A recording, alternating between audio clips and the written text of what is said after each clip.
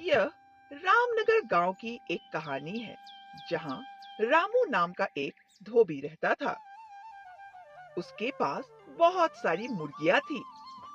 उसकी मुर्गियां रोज 100 से भी ज्यादा अंडे देती थी। रामू अपनी पत्नी मीना से कहता है, मीना, मैं अंडे बेचने जा रहा हूँ। मुर्गियों को दाना डाल देना। हाँ जी, डाल दूंगी। फिर रामू अंडे बेचने पास के शहर में निकल पड़ता है। रामू और मीना अपने मुर्गियों को बहुत ज्यादा प्यार करते हैं क्योंकि वही मुर्गियां उनके जीवन का आधार थी। कभी-कभी अगर अंडे बच जाते थे तो मीना अपने पड़ोस के घरों में अंडे बांट देती थी। फिर एक दिन रामू अपने घर में एक स्कूटर खरीद कर लाता है। गांव में किसी घर में स्कूटर नहीं था। रामू मिठाई लेकर अपने पड़ोसी श्यामलाल के घर पहुंचता है।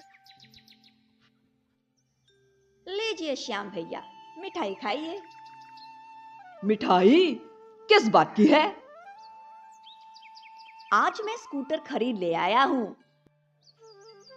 क्या स्कूटर? ये तो बहुत अच्छी बात है।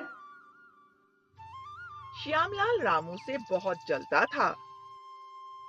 फिर रामू वहां से चला जाता है। श्यामलाल अपने पत्नी से कहता, अरे भाग्यवान, सुनो तो, रामू की मुर्गियां तो काम वाली बन गई है कि अंडों से तो वो अमीर होते ही जा रहे हैं। एक हमारी भैंस है जो कुछ काम की ही नहीं है। और जब भी इनके घर कोई भी नई चीज आती है, आ जाते हैं हमें मिठाई खिलाने, जलाने के लिए। कैसा रहेगा अगर हम इनकी मुर्गियां चुराकर अपने घर ले आए? क्या पागल हो गई हो?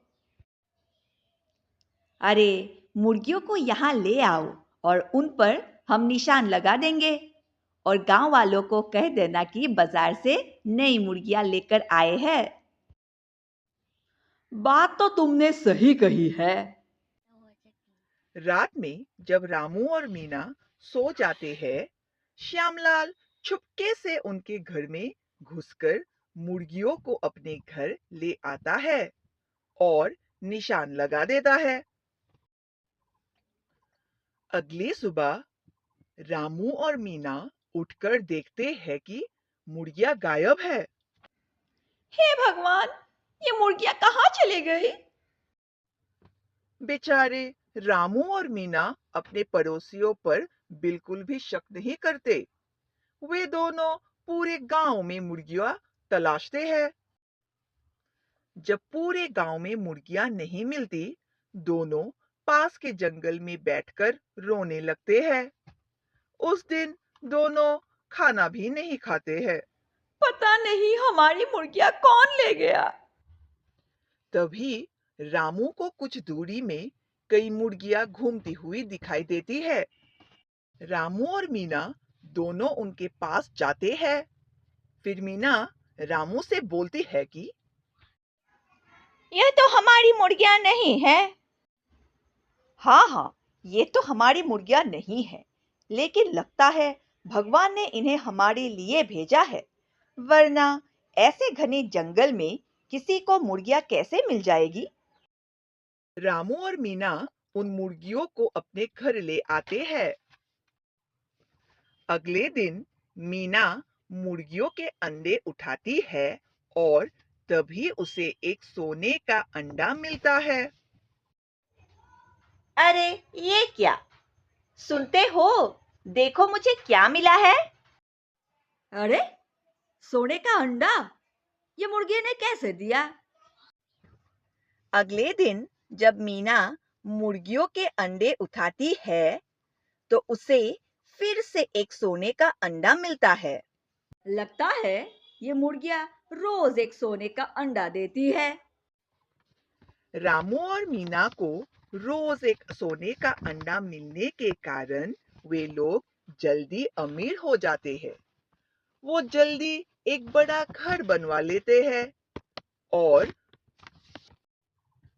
उधर श्यामलाल के घर में मुर्गियां अंडे देना बंद कर देती है। अरे भाग्यवान, ये मुर्गियां हमारे घर में अंडे क्यों नहीं देती है? श्यामलाल रात में रामू के घर जाकर देखता है और चुपके से रामू और मीना की बातें सुनने लगता है। रामू मीना से कहता है, आज हम जो है वो सिर्फ इन मुर्गियों की वजह से ही है। अच्छा, तो ये बात है। रात में रामू और मीना जब सो जाते हैं तब श्यामलाल फिर से उनके घर पहुंचता है और चुपके से उनकी मुर्गियां ले जाता है।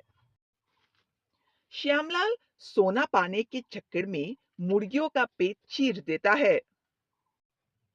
मुर्गियों के पेट पे सोना नहीं पाता और मुर्गियां मर जाती है। अरे ये क्या, मुर्गियों के पेट में तो सोने के अंडे नहीं है। अब जल्दी से इन्हें छुपा दीजिए, वरना हम पकड़े जाएंगे। लेकिन गांव का जमींदार श्यामलाल को रोक लेता है। जमींदार श्यामलाल को पकड़कर रामू के घर ले जाता है। ये क्या श्याम भैया, मैं तो तुम्हें अपना भाई मानता था, पर तुमने ऐसा क्यों किया? लगता है हमारी पहली मुर्गियां भी आपने चुराई है श्याम भैया। भाई रामू, मुझे माफ कर देना। गांव में पंचायत बुलाई जाती है। पंचायत ने श्यामलाल, उसकी पत्नी को गांव से बाहर निकालने का फैसला सुनाती है।